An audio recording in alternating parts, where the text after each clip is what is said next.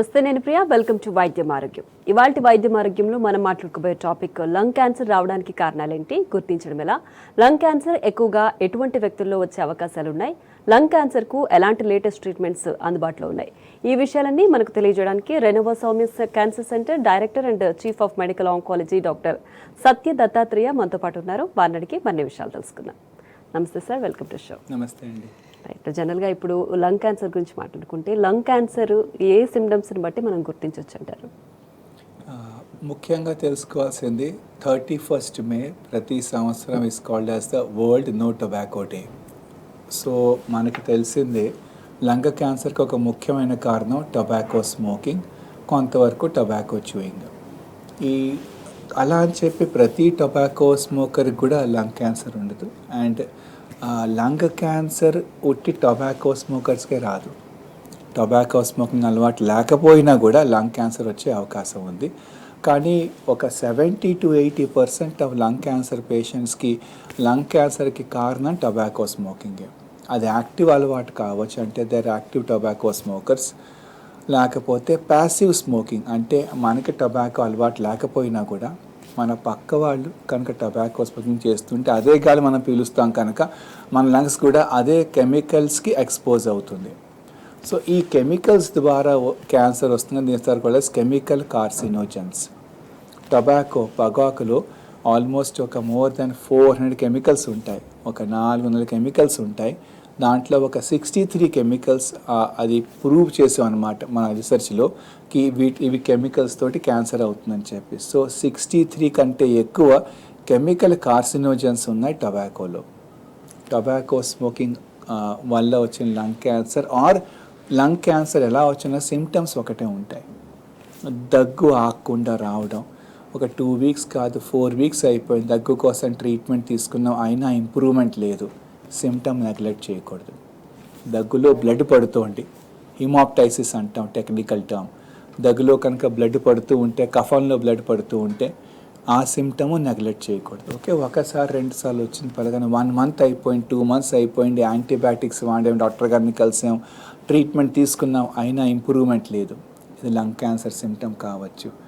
ఆయాసం రావడం, breathing difficulty రావడం, మందులు వాడుతూ ఉన్నా కొన్ని రోజులు తగ్గి మళ్ళీ పెరుగుతోంది, డాక్టర్ గారిని మళ్ళీ కలిసి ఏదైనా టెస్టులు చేయాలా, సిటీ స్కాన్ చేయాలా, ఎక్స్రేస్ తీసుకోవాలా, ఏదైనా కఫం పరీక్ష చేయాలా కనుక్కోవాలి.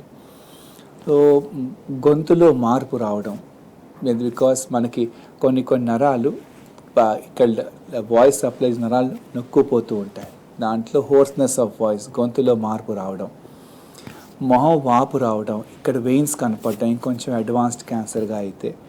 ఇదే లంగ్ క్యాన్సర్ మిగతా చోట్ల పాకే అవకాశం ఉంటుంది.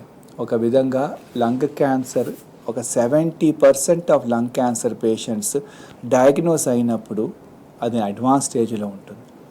లివర్కి పాకిపోతే కడుపులో నొప్పిగా ఉండడం రైట్ సైడ్లో, బోన్స్కి పాకిపోతే బోన్ పెయిన్స్ రావడం, బ్రెయిన్కి పాకిపోతే కొంచెం బ్రెయిన్ సిమ్టమ్స్ రావడం, లైక్ మతిమరుపు రావడం, లేకపోతే ఒక కన్ను కనపడకపోవడం, ఒక కాలు పని చేయకపోవడం, కొంచెం గిడీనెస్, తల తిరుగుతోంది, ఇలా ఏదైనా సిఎన్ఎస్ సిమ్టమ్స్తో బయటపడవచ్చు. చాలాసార్లు ఫ్రాక్చర్తో బయటపడుతూ ఉంటుంది. ఆ ఫ్రాక్చర్ అయ్యింది బోన్స్ వీక్ అవ్వడం వల్ల, బికాస్ లంగ్ క్యాన్సర్ సెల్స్ బోన్స్కి పాకిపోయింది కనుక. అలాగే బ్రెయిన్ సిమ్టమ్స్, లంగ్లో ఇబ్బంది ఏం లేదు మనకి, కానీ డిసీజ్ అన్ని చోట్ల పాకిపోయాక బయటపడుతూ ఉంటుంది. సో ఒక 40% వరకు లంగ్ క్యాన్సర్ పేషెంట్స్ 4వ స్టేజ్లో బయటపడతారు, ఒక 30% వరకు 3వ స్టేజ్లో. సో 4వ స్టేజ్ 3వ స్టేజ్ కలుపుకొని 70 to 80% of lung cancer patients advance స్టేజ్లో బయటపడుతూ ఉంటారు. ఎర్లీ స్టేజ్ లంగ్ క్యాన్సర్ అంటే మొదటి స్టేజీ ఇంకా 2వ stage. Less than 10% of patients ఇండియాలో ఫస్ట్ స్టేజ్లో బయటపడుతూ ఉంటారు, ఒక 20% ఆఫ్ పేషెంట్స్ 2వ స్టేజ్లో. సో లంగ్ క్యాన్సర్ సిమ్టమ్స్ మిగతా మామూలుగా లైక్ టీబీలో కూడా అవ్వచ్చు, సేమ్ సిమ్టమ్స్. ఇన్ఫెక్షన్తో అవ్వచ్చు, నిమోనియాతో అవ్వచ్చు. నిమోనియా ఎక్కువ కాలంగా ఉంటే దాన్ని మనం బ్రోంకియాక్టైసిస్ అంటాం, దాంట్లో కూడా ఈ సిమ్టమ్స్ కనపడుతూ ఉంటాయి. కానీ సిమ్టమ్స్, ఈ సైన్స్, ఈ సిగ్నల్స్ కనుక ఒక 1-2 months కంటే ఎక్కువ ఉంటే మనం నెగ్లెక్ట్ చేయకుండా డాక్టర్ గారిని కలవాలి. వీలుంటే ఒక ఫిజిషియన్, ఫ్యామిలీ డాక్టర్, లేకపోతే చెస్ట్ స్పెషలిస్ట్ని కలిసి అసలు ఎందుకు సిమ్టమ్స్ ఇంకా రికవర్ అవ్వట్లేదు, అది చాలా ఇంపార్టెంట్. రైట్ డాక్టర్, అంటే మీరు చెప్పినట్టు ఇందాక ట్యూబర్క్లోసిస్ కావచ్చు, న్యూమోనియా కావచ్చు, వీటికి కూడా ఇలాంటి లక్షణాలే ఉంటాయంటున్నారు. సో ఒకవేళ అంటే క్యాన్సర్ వచ్చినా కూడా ఈ న్యూమోనియా కావచ్చు, ట్యూబర్క్లోసిస్ కావచ్చు అనుకుని ట్రీట్మెంట్ తీసుకునే ఛాన్సెస్ ఏమైనా ఉంటాయంటారా? అంటే ఇలా ఇబ్బందులు ఎక్కువ అవుతున్నప్పుడు డాక్టర్ గారిని కలుస్తాం మనం. సో చెస్ట్ స్పెషలిస్ట్ని కలిసాం, చెస్ట్ ఫిజిషియన్ చూసారు, ఎగ్జామిన్ చేశారు, హిస్టరీ తీసుకున్నారు, ఒక మామూలు ఎక్స్రే రాసాము, లేకపోతే సిటీ స్కాన్ చేయించుకున్నాం. ట్రీట్మెంట్ చేసిన ఇంప్రూవ్మెంట్స్ లేదు. సిటీ స్కాన్లో బయటపడిపోతుంది, ఇక్కడ ఇది లంగ్ క్యాన్సర్ గడ్డ కనిపిస్తోంది, ఒక మాస్ కనపడుతోంది, సిటీ స్కాన్లో మనకి నాడ్యూల్స్ కనపడుతున్నాయి.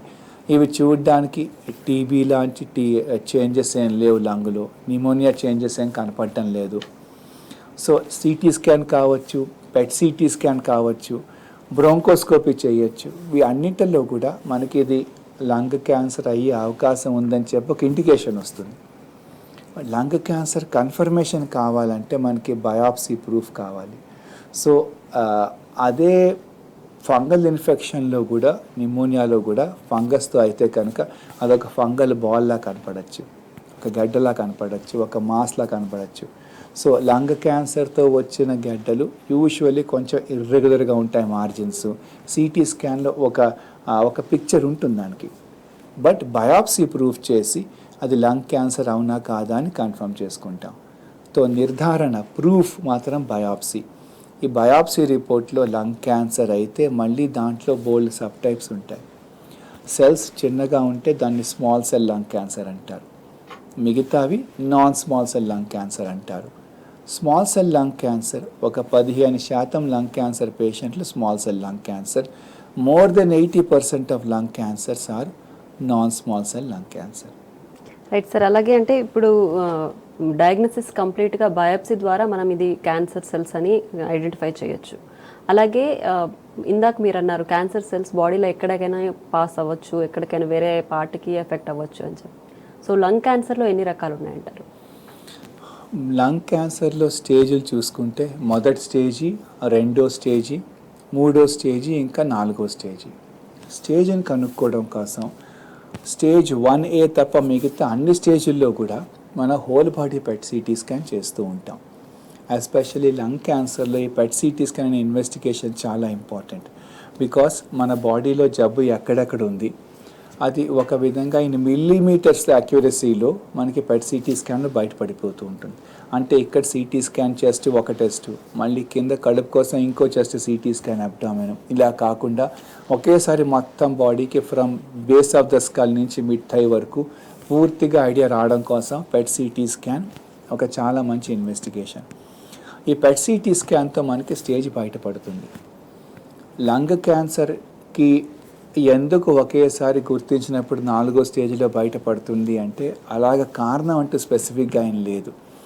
బట్ లంగ్ క్యాన్సర్ సెల్స్కి పాకే గుణం ఉండొచ్చు, హై గ్రేడ్ ట్యూమర్స్ ఉండొచ్చు, ఆర్ అది మనకి తెలియనప్పుడే బాగా లేట్ అయిపోతూ ఉంటుంది. బికాస్ ఇనీషియల్గా సిమ్టమ్స్ ఎక్కువ కనపడవు కనుక లోపల జబ్బు నెమ్మదిగా పెరుగుతోంది. ఇటు మిగతా బ్లడ్ వెజల్స్లో కానీ, లింఫాటిక్ ఛానల్స్లో కానీ, మిగతా లింఫ్ నోడ్స్కి, బ్లడ్లో మిగతా ఆర్గన్స్కి పాకుతోంది. సో స్క్రీనింగ్ అంటే ఏదైనా క్యాన్సర్ని మనం ముందే కనుక్కోవడం, సిమ్టమ్స్ లేకపోయినా కూడా, లేకపోతే మనకి ఏ సిగ్నల్స్ లేవు అయినా మనం మామూలుగా ఒక నార్మల్ పర్సన్ చెక్ చేసి దానితో క్యాన్సర్ ఉందని కనుక్కోవడం కోసం. సో బ్రెస్ట్ క్యాన్సర్ కోసం మ్యామోగ్రఫీ అని చెప్పి ఒక స్క్రీనింగ్ టెస్ట్ ఉంటుంది. అలాగే ప్రోస్టేట్ క్యాన్సర్ మేల్స్లో సీరం పిఎస్ అనే బ్లడ్ టెస్ట్, కొలనోస్కోపీ మనకి కోలన్ క్యాన్సర్ ముందే కనుక్కోవచ్చు. ఆఖరిగా సీరం పిఎస్ అనే ఆఖరిగా ఫీమేల్స్లో గర్భాశయ ముఖం క్యాన్సర్ కోసం పాస్మియర్ టెస్ట్. ఇలాగా స్క్రీనింగ్ చేసి 4 క్యాన్సర్లు ముందే కనుక్కోవచ్చు. మరి లంగ్ క్యాన్సర్కి స్క్రీనింగ్ చేయొచ్చా అంటే సిటీ స్కాన్స్ చేస్తూ ఉన్నా కూడా మనకి ఇలా లంగ్ క్యాన్సర్ ముందే కనుక్కోవడం వీలు కాకపోవచ్చు. ఎస్పెషల్లీ స్మోకర్స్ కనుక కాకపోతే సిటీ స్కాన్ వచ్చే రిస్క్స్ ఎక్కువగా ఉంటాయి, బెనిఫిట్స్ తక్కువగా ఉంటాయి. హెవీ స్మోకర్స్లో కనుక మనం రెగ్యులర్గా సిటీ స్కాన్ చేస్తే అప్పుడు ఆ లో డోస్ సిటీ స్కాన్, అది కూడా కన్వెన్షనల్ సిటీ స్కాన్ కాదు, లో డోస్ సిటీ స్కాన్ చేస్తే లంగ్ క్యాన్సర్ ముందే కనుక్కునే అవకాశం ఉంది. కానీ ఇండియాలో ఇంకా ఆ స్క్రీనింగ్ ప్రోగ్రామ్ ఇంకా మనకి దానికి ఇంకా ప్రాపర్ ట్రయల్స్ రీసెర్చ్ అవ్వాలి ఇంకా. సో లంగ్ క్యాన్సర్ని ముందే కనుక్కోవడం కోసం low dose CT scan heavy risk persons like heavy స్మోకర్స్లో చేయొచ్చేమో, కానీ ఇంకా ఇండియాలో డేటా రావాలి. సో లంగ్ క్యాన్సర్ని ముందే కనుక్కోవడం కష్టం. బట్ సిమ్టమ్స్ ఏవైనా ఉండి అది ఇంప్రూవ్మెంట్ లేకపోయి మన ట్రీట్మెంట్ తీసుకుని తగ్గకపోతే మాత్రం డాక్టర్ గారిని కలిసి ఇంకేదైనా స్కాన్ చేయొచ్చా అని కనుక్కోవాలి. సో ఈ early warning signals of lung cancer మనం నెగ్లెక్ట్ చేయకూడదు. Right sir. అలాగే అంటే స్క్రీనింగ్కి ఎక్కువగా సిటీ స్కాన్ చేయడం వల్ల మన బాడీకి ఆ రేడియేషన్ ఎఫెక్ట్ ఎక్కువగా ఉంటుందంటారు. ఏం సైడ్ ఎఫెక్ట్స్ రావంటారా? నాన్ స్మోకర్స్ కనుకుంటే సిటీ స్కాన్ స్క్రీనింగ్ అవసరం లేదు, చేయకూడదు కూడా. ఓకే. ఆల్ స్మోకర్స్ కూడా సిటీ స్కాన్ చేయాల్సిన అవసరం లేదు. Heavy smokers for a long time వాళ్ళు లో డోస్ సిటీ స్కాన్, ఇది కూడా normal CT scan high dose కాదు, నార్మల్ లో డోస్ సిటీ స్కాన్తో సిటీ స్కాన్ చెస్ట్ స్క్రీనింగ్ చేస్తూ ఉంటే ఈ హై రిస్క్ పర్సన్స్లో కనుక మనం సిటీ స్కాన్ చేస్తే ఇలాగ వన్స్ ఇన్ 3 months అప్పుడు లంగ్ క్యాన్సర్ ముందే కనుక్కునే అవకాశం ఉంది. లంగ్ క్యాన్సర్ వచ్చే అవకాశం ఎవరికి ఉంది? Heavy smokers for a long time. So వాళ్ళు మాత్రమే మనం స్క్రీనింగ్ చేయాలి. అది కూడా ఇంకా ఇండియాలో యాజ్ పర్ ద డీజీసీ ఇంకా మనకి గైడ్లైన్స్లో లేదు, బట్ చేస్తే తప్పేం లేదు. Right doctor. అయితే మీరు లంగ్ క్యాన్సర్ ఎక్కువగా స్మోక్ చేసే వాళ్ళకి అండ్ రెగ్యులర్గా చేసే వాళ్ళకి వస్తుంది అంటుంటారు. సో అయితే రెగ్యులర్గా అనే బేస్ మనం ఎలా తీసుకోవాలంటారు? వీక్లీ వన్స్ని కూడా రెగ్యులర్ అనొచ్చా? వీక్లీ ట్వైస్ని కూడా రెగ్యులర్ అనొచ్చా?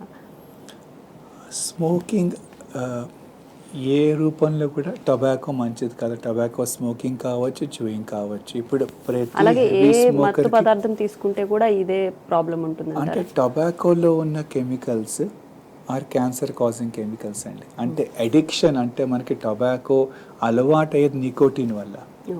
ఈ నికోటిన్ లెవెల్స్ మనకి బ్రెయిన్లో సిగ్నల్స్ మనకి బ్రెయిన్ యాక్టివ్గా ఉంచుతాయి. సో నికోటిన్తో మనకు అలవాటు అవుతుంది. ఆ నికోటిన్ క్రేవింగ్తో పాటు టొబాకోలో ఉన్న మిగతా హార్మ్ఫుల్ కెమికల్స్ బాడీలో వచ్చేస్తాయి. సో మనకి మనకి లైక్ ఆ హై ఇచ్చేది నికోటిన్, కానీ నికోటిన్ పర్సే క్యాన్సర్ కాజ్ చేయొద్దు, క్యాన్సర్ కాజ్ చేయదు. బట్ దాంతో మిగతా కెమికల్స్ కూడా ఇన్హేల్ చేస్తాం కనుక సో ఈ మిగతా కెమికల్స్ మన బాడీలో హార్మ్ చేస్తాయి. ప్రతి హెవీ స్మోకర్కి like for a long time తీసుకున్నా కూడా క్యాన్సర్ అవుతుంది, కానీ మిగతా ప్రాబ్లమ్స్ అవుతూ ఉంటాయి.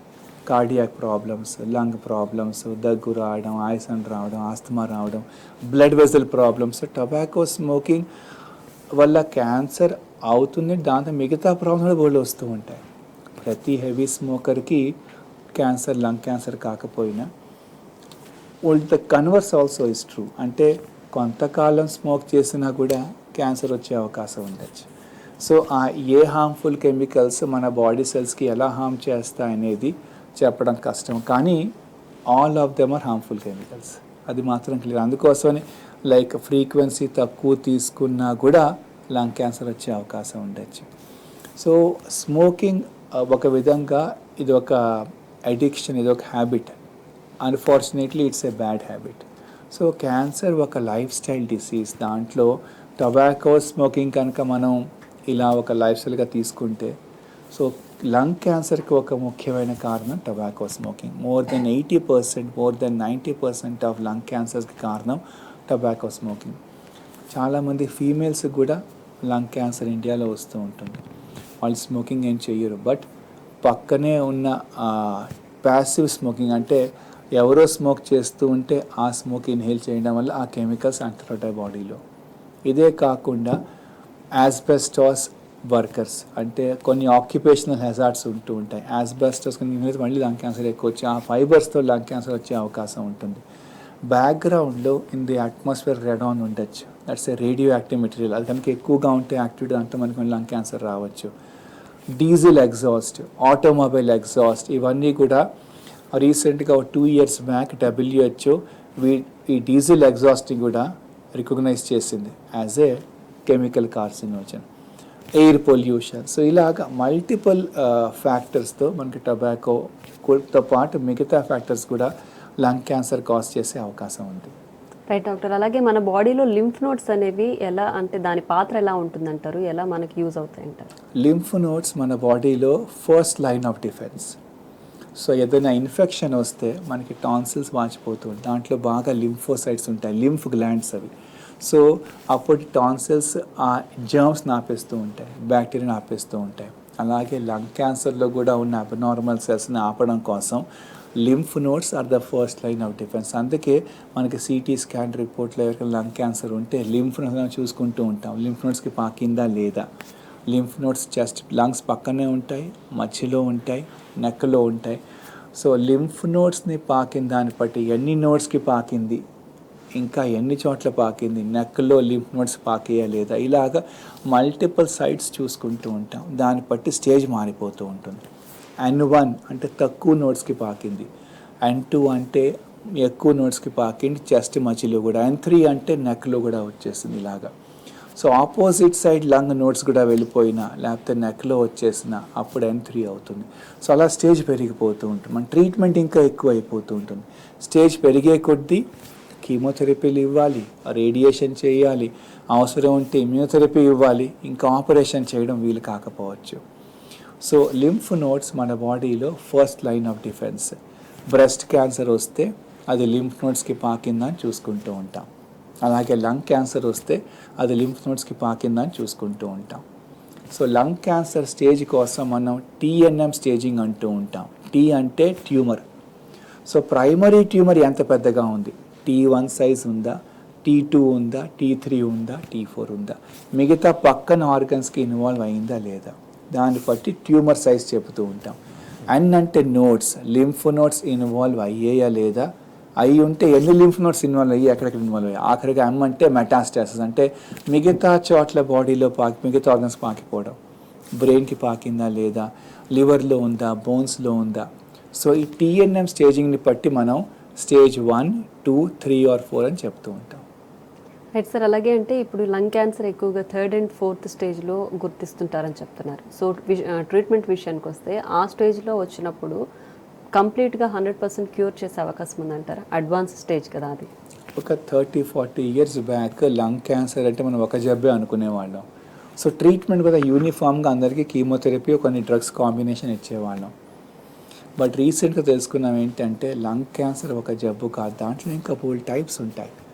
ఒకవైపు small cell lung cancer 15%, non small cell lung cancer cells చిన్నగా ఉంటాయి, కొంచెం పెద్దగా ఉంటాయి. Non small cell lung cancer is more than 85%.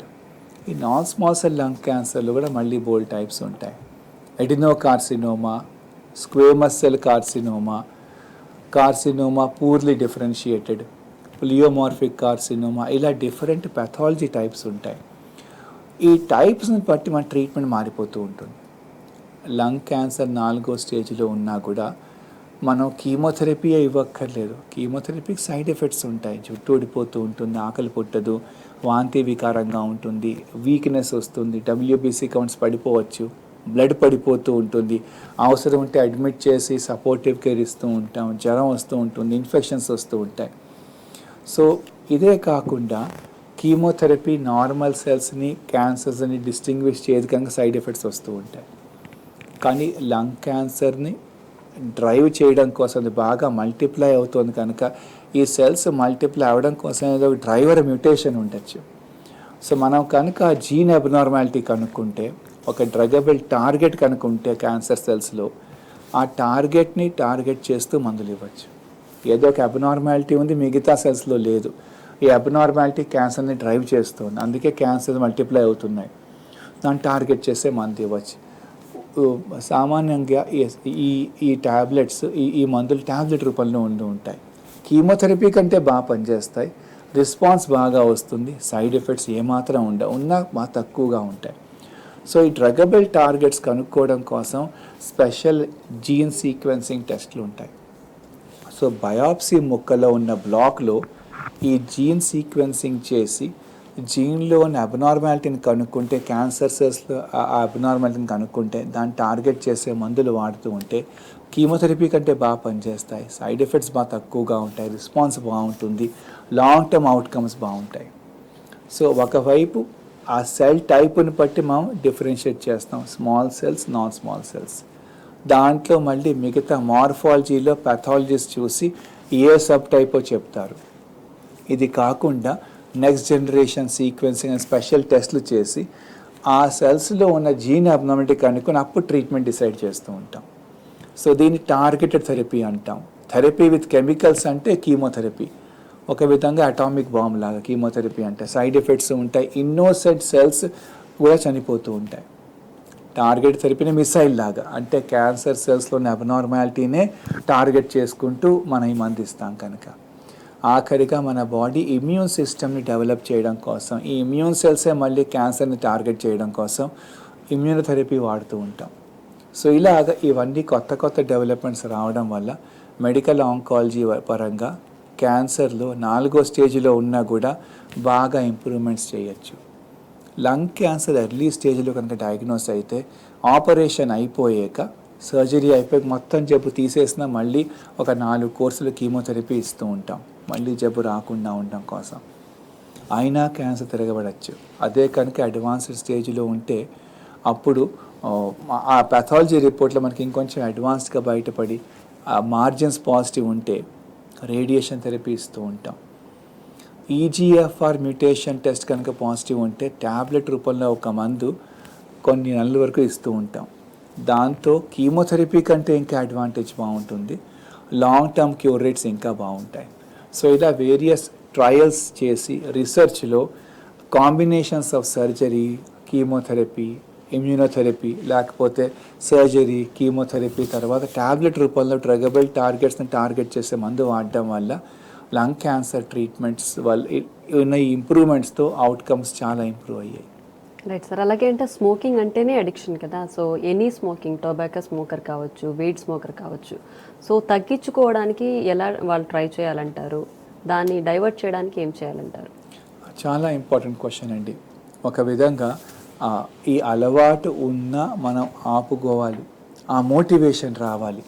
ఆ మోటివేషన్ వచ్చాక ఈ డ్రగ్ డిపెండెన్స్లోంచి లేకపోతే ఈ నికోటిన్ డిపెండెన్స్లోంచి బయటపడడం కోసం డీ అడిక్షన్ అని చెప్పి ఒక ప్రోగ్రామ్ ఉంటుంది. డీ అడిక్షన్ సెంటర్స్ కానీ లేకపోతే న్యూరాలజీ సెంటర్స్లో సైకియాట్రీ టీం కూడా ఈ ప్రాబ్లమ్ సాల్వ్ చేస్తూ ఉంటారు. మనకి బాడీలో ఉన్న ఉదాహరణకి టొబాకో తీసుకుంటే నికోటిన్ లెవెల్స్తో మనకి బ్రెయిన్లో హై వస్తుంది, you get that kick out of it. So ఆ నికోటిన్ లెవెల్స్ ఒకేసారి తగ్గించేస్తే క్రేవింగ్ బాగా ఉంటుంది. ఒక 12 వీక్స్ పీరియడ్లో, ఒక 12 వారాల్లో ఈ నికోటిన్ ట్యాబ్లెట్స్ అని ఉంటాయి, నికోటిన్ లాజెంజెస్, నికోటిన్ గమ్స్ వస్తాయి. అది నెమ్మదిగా డోస్ తగ్గించుకుంటూ వెళ్తాం వారం వారం. సో ఒకవైపు మోటివేషన్ ఉండాలి, తర్వాత డీ అడిక్షన్ కోసం ఈ nicotine gums or lozenges or chewing gums ఇవన్నీ వాడడంతో నెమ్మదిగా ఇనీషియల్గా మొదటి వారంలో 1 in 2 hours, సెకండ్ వీక్లో 1 in 3 hours, అలా ప్రతి వారం తగ్గించుకుంటూ వెళ్తాం. ఒక 12 వారాల్లో ఈ డీ అడిక్షన్ పూర్తయిపోయి నికోటిన్ డిపెండెన్స్ మొత్తం పోతుంది. సో ఇలాగా వేరియస్ మెథడ్స్తో, ఇదొకటే కాదు, ఇంకా బోలు మందులు కూడా ఉన్నాయి.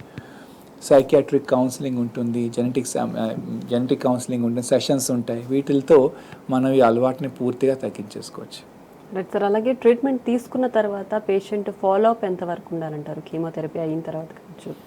లంగ్ క్యాన్సర్లో జబ్బు తిరగబడే అవకాశం ఉండొచ్చు కనుక మొత్తం ట్రీట్మెంట్ అయిపోయాక 1 in 3 months, 1 in 4 months రెగ్యులర్గా చెకప్లో ఉండాలి. హిస్టరీ, క్లినికల్ ఎగ్జామినేషన్ తీసుకోవడం, అవసరం ఉంటే కొన్ని టెస్టులు చేయడం మధ్యలో. మన ఇచ్చిన ట్రీట్మెంట్కి ఏమైనా సైడ్ ఎఫెక్ట్స్ ఉన్నాయా, అలాంటప్పుడు ఆ సైడ్ ఎఫెక్ట్స్ని ట్యాకిల్ చేసే మందులు ఇవ్వడం, లేకపోతే సలహాలు ఇవ్వడం, అవసరం ఉంటే ఇంకేదైనా స్కాన్ చేయడం. సో మొత్తం ట్రీట్మెంట్ అంతా అయిపోయాక ఒకవైపు మనకి మళ్ళీ జబ్బు తిరగబడుతోందా అని చూడడం కోసం కొన్ని టెస్టులు, ఈ హిస్టరీ, ఫిజికల్ ఎగ్జామినేషన్. ఇంకోవైపు మన ట్రీట్మెంట్తో వచ్చిన సైడ్ ఎఫెక్ట్స్ మొత్తం తగ్గిపోయేలా చూసుకోవడం. సో ఫాలో అప్ మొత్తం ట్రీట్మెంట్ అయిపోయాక కూడా రెగ్యులర్గా చెకప్లో ఉండడం చాలా ఇంపార్టెంట్. లంగ్ క్యాన్సర్లో మొత్తం ట్రీట్మెంట్ అయిపోయాక ఒక 5 years దాకా జబ్బు రాకపోతే ఇంకా జీవితాంతం జబ్బు రాకుండా ఉండే అవకాశం, దాని అప్పుడు క్యూర్ అయిపోయింది అంటాం అనమాట. So cured from lung cancer అంటే మొత్తం ట్రీట్మెంట్ అయిపోయి అన్ని రిపోర్ట్లు బాగున్నాయి, రెగ్యులర్గా చెకప్లో ఉన్నాం, 5 years దాకా అన్ని రిపోర్ట్స్ బాగుంటే ఇంకప్పుడు క్యూర్ అయిపోయినట్లు లెక్క. Right doctor, thank you so much. Lung క్యాన్సర్కి సంబంధించి పూర్తి ఇన్ఫర్మేషన్ మాతో షేర్ చేస్తారు. Once again thank you. Thank you so much. Right, చూసారుగా ఇది వాళ్ళ వైద్యం ఆరోగ్యం. Keep watching TV news.